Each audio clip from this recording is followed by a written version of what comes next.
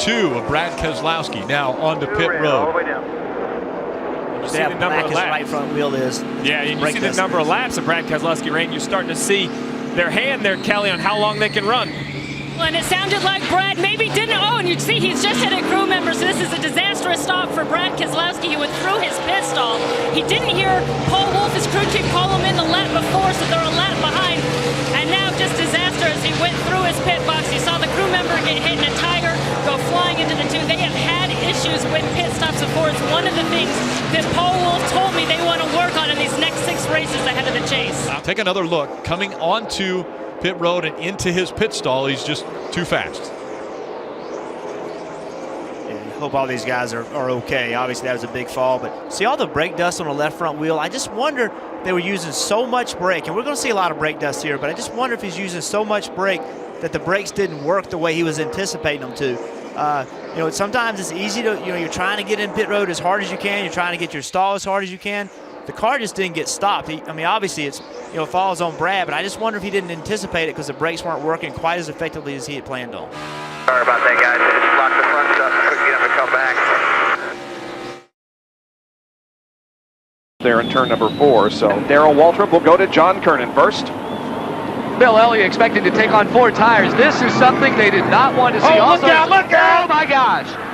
Ricky Rudd got tapped in, one of Elliott's crewmen, underneath the cars. He came flying in. Now they push Ricky Rudd's car away.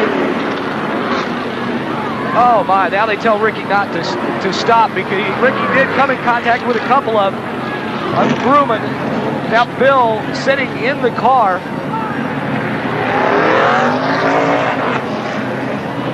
We see Bill Elliott stop. We see the car go to work. Here comes Ricky Rudd. The car just spins, the rear wheels lock up, and he just slams into the right rear of the Bill Elliott car, and the right rear tire changer is in there. Also, the tire carrier, I believe, was hit. Here comes Rudd's car in. You see the right rear tire changer did not know that car was coming, and the jack man was hit as well. Folks, I'm sorry to yell, but, we know these people, they're family, and I saw it coming, and that's why I just... And we have a huge fire on the pit lane. It looks like it's right down around the Eric McClure. We got a guy on fire too behind the wall. Oh my goodness, a scary situation on pit road here at Richmond. Safety workers were quickly there to extinguish the fire. That's Brendan Gaughan's pit. I saw Eric McClure's, couldn't see who was on fire because of all the flames and smoke. Wow. Wow, look at the fuel, man. We haven't seen a fire like that in a long time. Anthony O'Brien, the rear tire changer, doing his job, and watch what happens.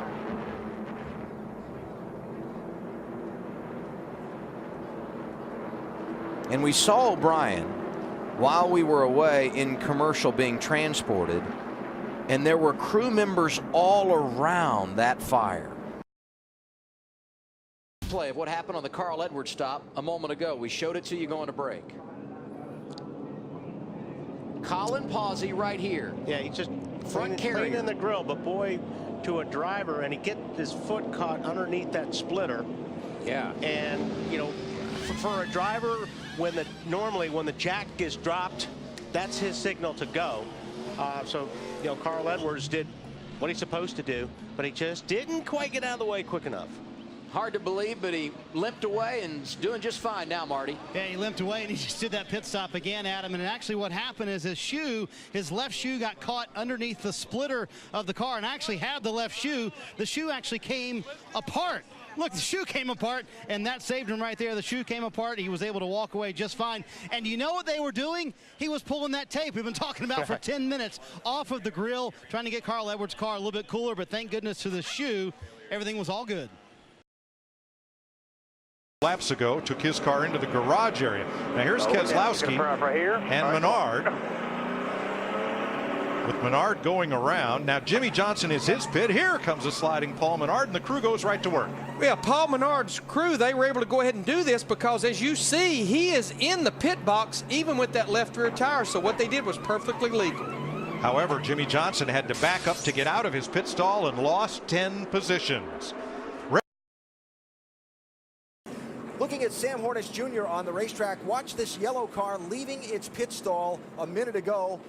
conditions are tight on the racetrack, they're tight on the pit road here at Bristol as well. I don't know how many times we've seen that here. Coming out of your pit stall, just don't have enough room. Wow. That's a close call right there. I hope he's okay. Looks like he is. He's going around to finish his pit stop. Right sides for Keselowski. Oh, contact there as David Rudiman was just coming to his pit stall. Back it up.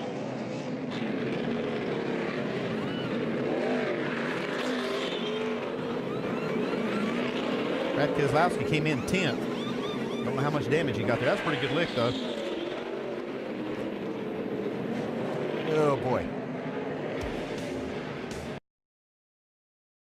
Kevin Harvick needs forward fight. They change 4 tires, reducing air pressure. Fire in the back of the 29. He leaves the pits and gets out of here. Now that's a burnout. Fuel can. But the fuel can, the guy threw the can down and it's on fire. See the safety worker there attempting to extinguish the blaze. Now pit road has to be closed right now. We're still in a green, Benny. Now the caution comes out so they can close pit road. The team has confirmed with me that it was a brake fire in the back of the 29 car that ignited the spilled fuel. Brian Engelhardt, the fueler, is okay. He just spoke to me, and everyone else in the crew is fine as well. So the rear rotor was so hot that when they spilled some gasoline, it caught on fire. Kevin Harvick is back on track. Dave, you got more? Yeah, I just want to clarify, BP, the brakes were actually on fire, so they have a situation with the brakes. It wasn't just heat. Oh, the brakes were on fire. Ooh.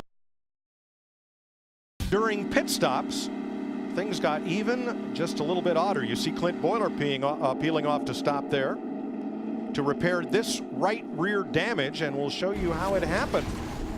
Danica Patrick is going to come out of her pit stall. Slew it sideways a bit. Whoops. I can't explain that one. Yeah, and Clint Boyer just got back on the lead lap by getting a free pass. Look at the damage on the left front of Danica Patrick. Right now, she's running in 18th position, and I think she might just be 1 lap down. Correct. She is 1 lap down, but apparently she just got on it, and the thing with fresh tires on it just got loose, and she couldn't keep it out of the back of the 15 here. Again, Juan Pablo Montoya coming in here 6th in the point standings. Here comes Jimmy Johnson. And as they head down pit road, let's go down to Vince Welch. Well, Mark Martin has fallen out of the top 10. His car is not handling. Crew Chief Alan Gustafson and Mark both agree we got to make some major changes. Mark said, let's take a big swing at it. They're going to make a wedge adjustment, and they're also going to get a rubber out of the left rear. That's how much this car is wicked for Mark Martin. They've got to make the changes. Dave. Trouble on pit road for Elliott Sadler. This car was actually on fire for a second.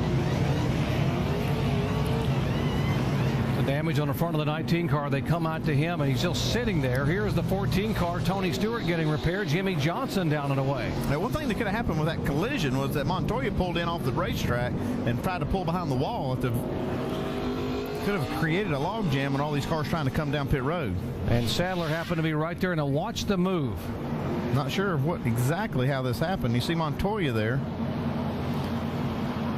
Well, actually, it's not even part of it. It's just a stack up there with the 96. Yeah, but Menard, Sorensen, Sadler, and Waltrip. That's the chain reaction there on pit road, and Elliott Sadler got the worst damage. Yeah, I just looked up and saw this 19 car on fire, and then saw this 42 pull into the garage. I thought maybe he caused it, but he was no part of it at all. Sort of fitting the way Elliott Sadler may have ended his year. He could not buy a break here in 2009. They've closed the pit road now because of this, because they've got a car stall. Man, there's a teammate. 43 with a ton of damage also. Man. Reed Sorensen looking for a job for a ride in 2010. Final ride for Richard Petty Motorsports. And they're working on the 88 car, trying to get that repaired. You heard the report about the toe end being out of line because he's bounced it off the wall a couple times.